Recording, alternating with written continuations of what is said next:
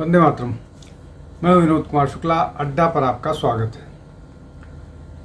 पश्चिम बंगाल में जब से भारतीय जनता पार्टी की सरकार बनी है, एक के बाद एक ऐसे कदम उठा रही है जो घुसपैठियों को रोकने और उनको जिस देश के वो हैं वहाँ वापस करने की योजना पर बहुत सख्ती से काम हो रहा है। अब पश्चिम बंगाल, आसाम समेत पूरे देश भर में लगभग एक रफ एस्टिमेट है कि 4 करोड़ के आसपास बांग्लादेशी और रोहिंग्या घुसपैठिए रह रहे हैं। अब इनको डिपोर्ट करना है। डिपोर्ट करने से पहले इनको आइडेंटिफाई करना है। तो वो एक जो बात है कि डिटेक्ट, डिलीट और डिपोर्ट, तो ये एक स्ट्रैटेजी के तहत काम किया जा रहा है। और स्ट्रैटेजी का हिस्सा है कि पश्चिम बंगाल की सरकार ने हर ज़िले में एक होल्डिंग सेंटर बनाने का निर्णय किया है। अब इस होल्डिंग सेंटर में जो भी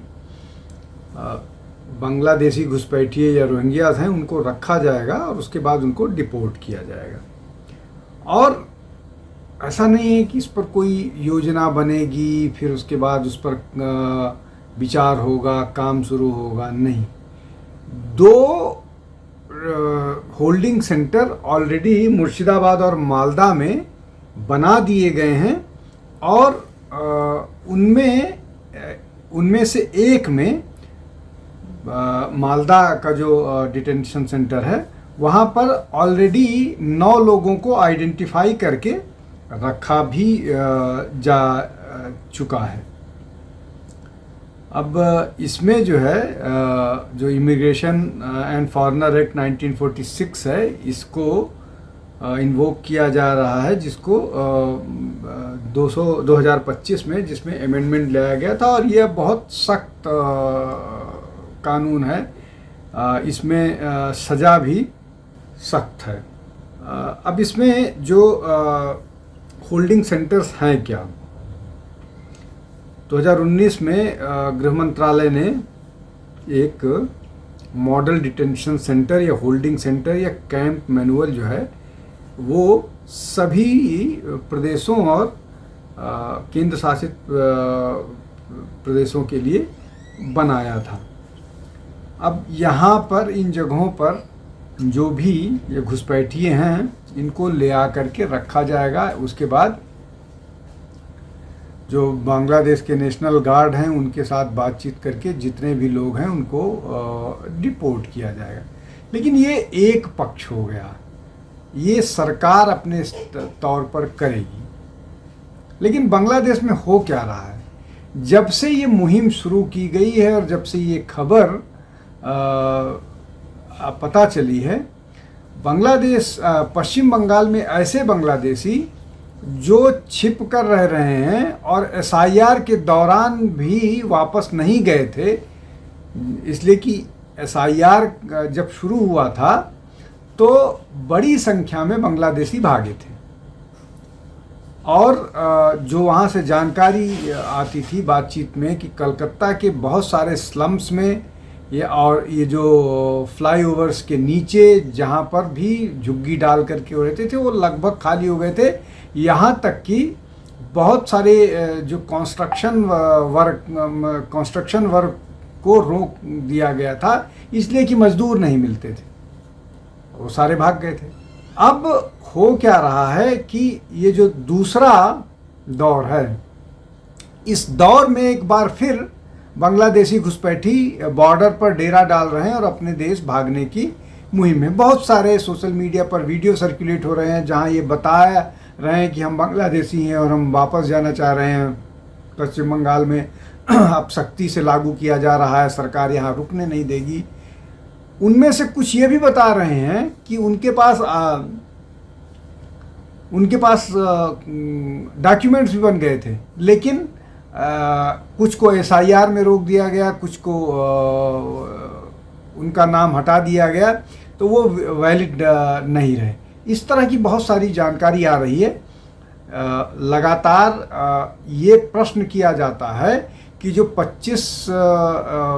30-32 लाख पश्चिम बंगाल में हटाए गए हैं या उत्तर प्रदेश में 2 करोड़ हटाए गए हैं या और बाकी जगहों पर हटाए गए हैं, उनमें से घुसपैठिए कितने हैं, क्या संख्या भारतीय जनता पार्टी या सरकार बता सकती है? बहुत स्पष्ट सी बात है। बांग्लादेश, पश्चिम बंगाल में लॉजिकल डिस्क्रिपेंसी वाले बड़ी संख्या में लोग थे और उनका मामला अभी भी ट्रिब्यूनल के पास है। अगर लेटेस्ट रिपोर्ट मांगे तो अभी लगभग 2-2.5 हज़ार लोगों का नाम जो है उस लॉजिकल डिस्क्रिपेंसी के तहत ट्रिब्यूनल में जाने के बाद भी उनका नाम हटा। अभी लगभग 30 लाख के आसपास, 30-32 लाख के आसपास है। उसमें से देखते हैं कितने नाम हटते हैं, कितने नाम जुड़ते हैं, लेकिन ये हो रहा है। तो ये कम से कम ये 2.5 हज़ार लोग तो ऐसे ही हैं, और प्लस वैसे लोग जिनका पता नहीं मिला, जो गायब थे, जो 2-2 वोटर कार्ड बना कर रखे थे, उनमें से बहुत सारे घुसपैठिए भी हो सकते हैं। तो घुसपैठियों की पहचान हो रही है और की जाएगी। अब जो मरे हुए लोगों पर वोट करते थे वो अब नहीं कर पा रहे हैं। अब तक जितना SIR हुआ है उससे लगभग 13 करोड़ नाम कटे हैं, 13 करोड़, और अभी 16-17 प्रदेशों में और होने हैं, तो मतलब लगभग इतने नाम और कटेंगे।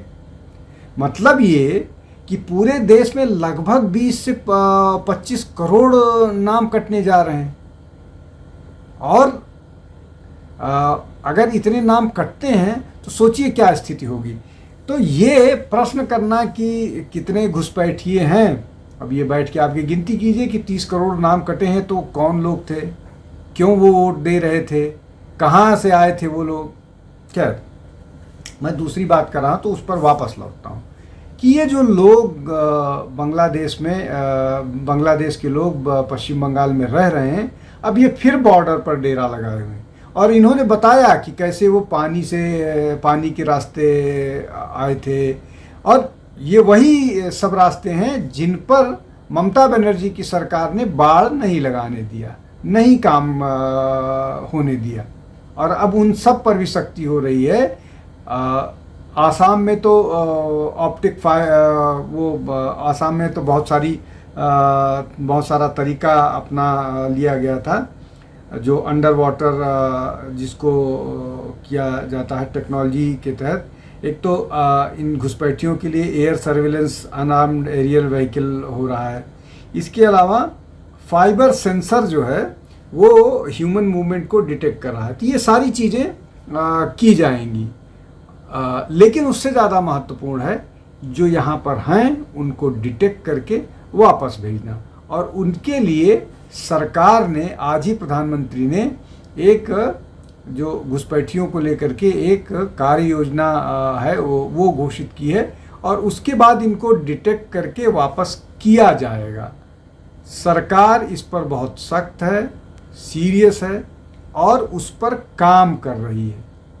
भारत में डेमोग्राफी को जिस तरह से बदल रहा है, जिस तरह से भारत के रिसोर्सेस पर कब्जा होता जा रहा है दूसरे लोगों का, चाहे ज़मीन की बात हो, पानी की बात हो या नौकरियों की बात हो, उसके से निपटने के लिए सिवाय इसके और कोई रास्ता नहीं है। और ये जो पश्चिम बंगाल में हो रहा है कि लोग डर करके भागे, ये जो बात हेमंत बिस्व शर्मा कहते थे कि सबको डिपोर्ट करने के तरीके आप वो नहीं अपना सकते हैं, बहुत सारे और ऐसे तरीके, परिस्थितियां पैदा करनी होगी जहां बांग्लादेशी अपने आप वापस चले जाएं। हमको लगता है कि बड़ी संख्या में बांग्लादेशी अपने आप वापस जाएंगे, जो बचेंगे उनको सरकार डिपोर्ट करेगी। आज के लिए बस इतना ही। बहुत बहुत धन्यवाद। नमस्कार।